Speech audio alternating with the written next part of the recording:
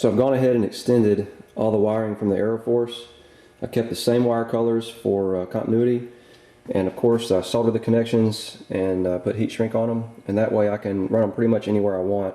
I probably have quite a bit of extra wire there. I'll probably end up trimming a lot of that off, but I've learned in running wiring, if you think you need 2 feet, go ahead and pull 4 feet.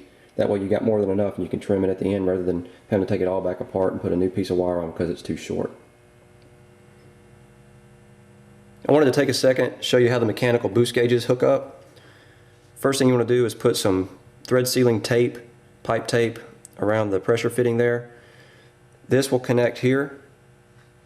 You've got a small ferrule, and be careful with that, it's very fragile. Your nylon tubing will pass through that, and it helps make a compression fitting inside of this. And then this nut secures it all together. And that's how it'll set. Remember that you want this thing sealed up good because all of your boost is going through here. So if you're putting 9 pounds or 12 pounds or whatever, 7 pounds into the motor, this is going to be reading that much pressure. So you start by putting your retaining nut on, and then the fragile ferrule, and finally your connecting nut.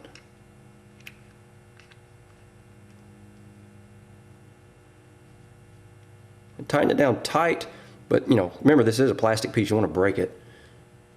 And then that'll slide in like so.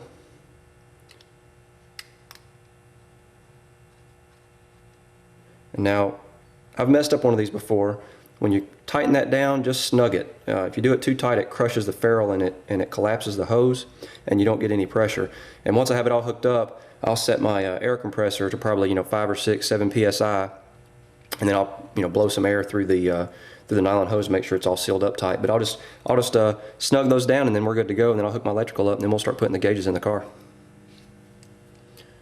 You always want to test mechanical boost gauges on the workbench. It's a lot easier to solve any connectivity issues before you get it in the car mounted. We're just going to use an air compressor set to about 15 pounds, little fitting that came with the gauge. We can test it. There you go. See, it's holding pressure.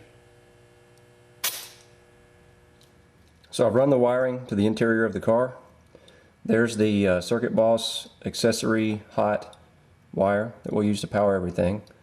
There's the LC1 wiring. There's our dimmer. And I removed this panel. It's underneath the dash. It's just like a foam panel. It's got a couple of push pins. That'll give me access underneath to tidy up the wiring and kind of hide it out of the way.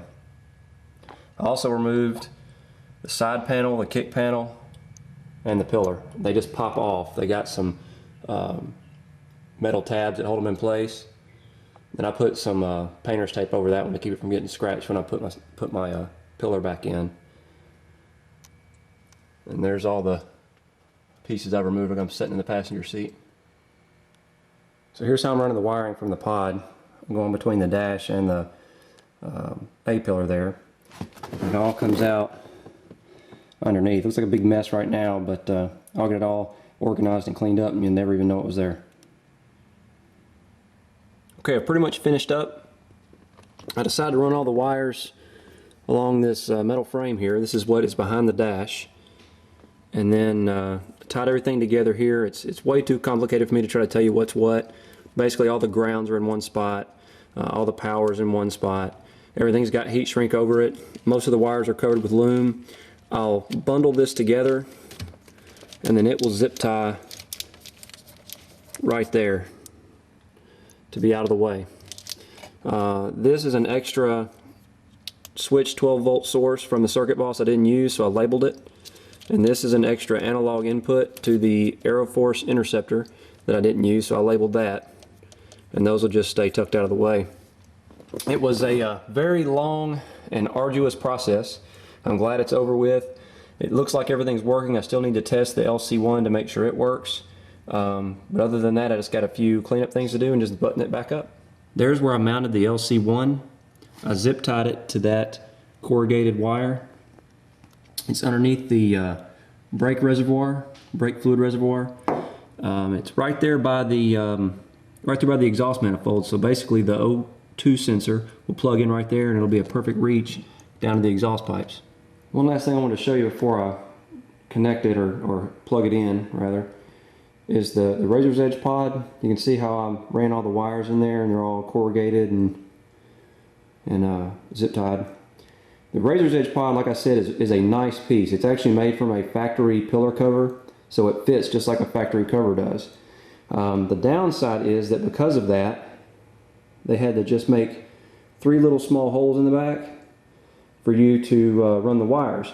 And running the wires isn't a big deal, but it's those metal brackets. See that one with the thumb nut on it? Those are so hard to get to by reaching through those little holes. And my hands aren't even that big. So if you have big hands, I don't know how you're going to do it. I ended up trimming that top one. You can see I removed the center section so I could get better access. There was just no way I was going to get that gauge in there with that piece in. You can't remove the bottom between the bottom 2 holes because there's a mounting flange, I don't know what you call that thing, some kind of mounting connector right there. You can see it. So anyway, that was probably the most tedious part of the whole thing was getting all that in there. Now, as I've said, the Circuit Boss fuse block, it gets switch 12 volt power from that 15 amp fuse right there that says diesel PCM. There is no connection to that fuse other than power. It doesn't power anything in the car. It's not even connected to anything. There's 2 options you have. You can use a fuse tap, which slips over top of this fuse, and then you plug a wire into it, and your wire would run around down the outside of your box. I have a friend who's in electronics, and he found a pin that actually matches that gray connector. And you can see the pink wire that runs in that corrugated.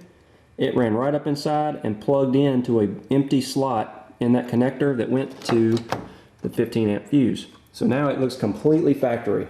You don't see any wires. The yellow wire will be hidden in a loom, and it'll run around the front of the car and hook up to the Magnuson water pump relay. So that will be gone once the Magnuson is installed. And here's what that little pin looks like. He sent me a spare. And it just plugs in. And it's just like a factory, so let me get this in focus, just like a factory connection.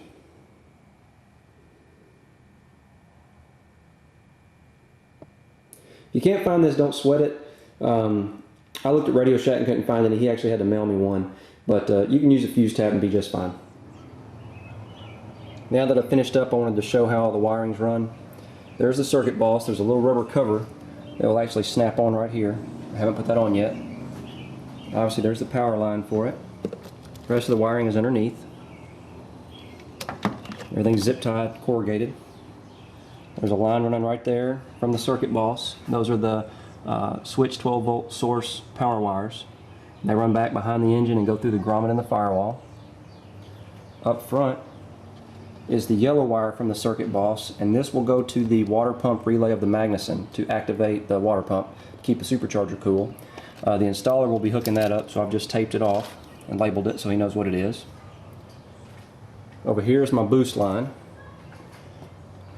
I've got it labeled and taped out of the way, zip tied. What you're looking at there is the O2 sensor for the LC1. I just tested it to make sure it works, and it works exactly like it needs to. The LC1 itself, maybe you can see it, is mounted underneath the brake booster. I don't know if I can get a good view of that. Okay, I had to go grab my shop light, but there it is tucked away. You can just barely see the I and the N for Innovate. It's right there under the brake fluid reservoir. So that's the LC1, and then the O2 sensor will just run right down and connect to the exhaust pipe on the driver's side. All the wiring from the engine bay passes through that hole in the firewall. Like I said, this is a 6-speed, so it was just a rubber plug in that location. I've got a rubber grommet that I'm going to put in there to cover that edge, and then I'll put some RTV or black silicone or clear silicone, some sealant type silicone product on it to seal it up. But that's how the wires pass into the cab of the car. One thing I'll mention while I'm here, every once in a while, probably every 5,000 or 10,000 miles, you're supposed to take the O2 sensor out of the exhaust pipe and do what's called a free air calibration on it. Like I explained before, that's just where it reads fresh air so that it has a baseline and gets your air-fuel ratio reading more accurate. You notice I have it sitting on a wood block? That's because that O2 sensor actually heats up. It gets very hot, so you don't want to set it on anything on the car that will melt or catch fire.